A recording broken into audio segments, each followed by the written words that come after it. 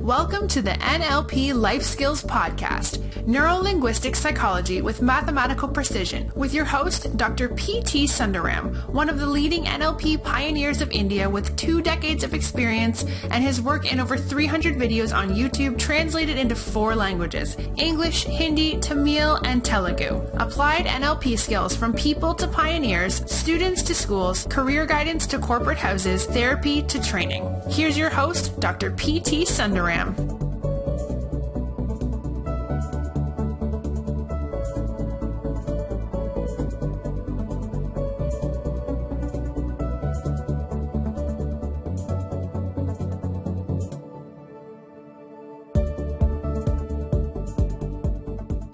Hi, am I audible? Yeah. So good morning, friends. I'm Dr. Sunderam, your NLP coach, mentor and trainer from India. You can see my work of last 25 years in helping the youth of society through NLP and through other psychological methods. Well, many of my friends have asked me that what is the psychological tools I use for classifying my counseling clients or my corporate clients in my training programs or in one-to-one coaching. Well, I would say I generally use MBTI when I go to corporate training programs. Then DISC is another psychometric tool. And for my company, for matching and for placement, I use one tool called Enneagram. Enneagram is not a psychological tool, it is a psychological tool, and it's a little bit more of a transformational tool, and it is a more or less, it's above psychological tool and below a spiritual tool. I would call it a transformation tool or a cosmic tool. Okay, that is what how I've been using about it. I use for classifying my client. Maybe when a couples come for counseling, I identify their type, what type is the housewife, what type is the husband. Then when I go to corporate client, I take training program. At the end, I give a report of which areas they can go, why they can go into certain areas, why they can be placed in certain roles, why they cannot be placed in certain roles. Similarly for students, which area they can make their career, why they should not go into certain careers. See, the middle-aged people who are of a career crisis, or a person at the verge of retirement or after retirement, what are the spiritual paths he can seek. This sort of coaching I do, in maybe individual coaching or a group coaching. And let me tell you what is about the Enneagram. It's called Enneagram. And the history of Enneagram is it's a very as old as Himalayas. It cannot be traced. Many religions have contributed it. You can see a Ramayana in it, you can see a Mahabharata in it, you can see a Bible in it, you can see a Quran in it, you can see Zoroastrianism, you can see Buddhism. Any religion you see, you can see a part of it. So I would see that it is something like that. See, God has sent you in this world with certain gifts. Okay, 9 gifts I would say. God has given you 9 gifts. Or 9 talents. He has given you 9 talents. And some who are polished and some are unpolished. What is a polished talent? Polished talent is a skill. See, all of us have got these 9 talents. So my talk would be how to live 900% or how to improvement, how to live by 900% more efficient through the lens of life. So I am an E3, a personality of 3, an achiever type, Enneagram 3 type. And I also have got the dimension of 2, the helping in nature. Other dimensions are there. So it is like this, I still believe the story of Jesus. He says that I am throwing these wheat seeds. Some seeds are falling on the water, it is taken away by the river. Some seeds are falling on the rock, desert, it's just dried up. Some seeds fall on the grass and becomes a forest or becomes a garden. This is a metaphor which Jesus Christ used to talk about talent. He always talks in metaphors. He talks within a an area which the mind listens and not what the five senses listens. It goes into a more little bit of philosophy. It is not for everybody's cup of tea. Only a person who has transformed to level 0 to level 1, level 1 to level 2, or is trying to become level 2, for him it makes a meaning.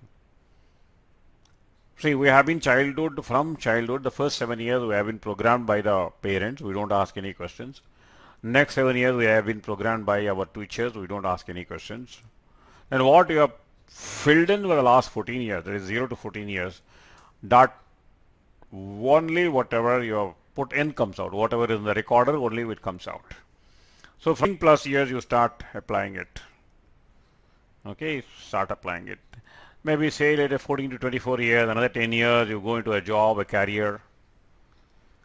And 10 years you learn in the career, let us say 24 to 34. By the time, what happens, at the age of 35, if you reflect, you are mostly programmed. You are mostly programmed by your mother, programmed by your father, programmed by your teachers. Okay. MFT I would call them. You are nothing but a personality of MFT. You are a personality of your mother, you are a personality of your father, you are a personality of your teacher or a role model. So that is what you are. That means there are many unpolished gifts are there. Okay. Unpolished gifts are there. Once in a while they keep on surfacing in you. If you want to convert these unpolished gifts into talents or into skills, then Enneagram is useful. In my own case, see, my father is an army officer. He was working in army, therefore I got that urge to do something, produce results. Luckily, I was engineering qualified, and I went into production outlet. And there, what my mentors taught us, same philosophy of be ruthless, don't succumb to emotions, get the results from the supervisor, get the results from the workers. And at the end, every evening, what is the target, what is the output you have measured there. Then I was modeled for about 10 years, modeling my seniors, focusing on only performance. And the voice of performance has gone so deep in my eye, I started asking for my own performance. When I don't perform according to my standards of the goal I have set, I become very unhappy. Very, very unhappy. So I used to put my own double work, and I expect that the whole thing was that I am a performer model. The E3 has gotten so much in my psyche, and I see everybody from only one lens. What is that lens? E3 lens. If you are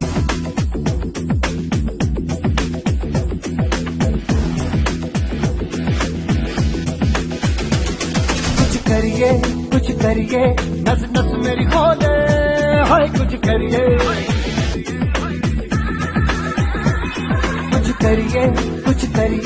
बस बड़ा बोले अब कुछ करिए ओ कोई तो चल सिद्ध फड़िए तू बेतरिए या मरिए हाय कोई तो चल सिद्ध फड़िए तू बेतरिए या मरिए चक ले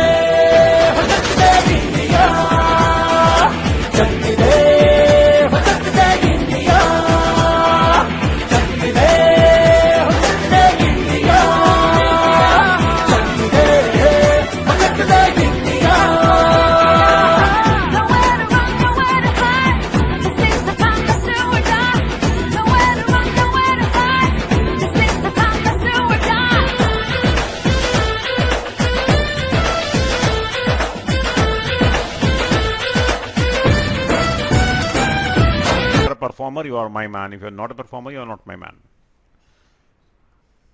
Okay, that's where it has happened, and I was rewarded for that. Whatever you reward, it gets repeated.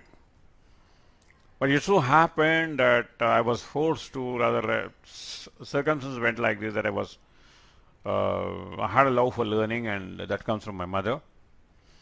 And I was transformed. I was transferred to this human resource development, or the training and development center, where I was also using the same style of getting the output of the meeting, and I was not listening to others.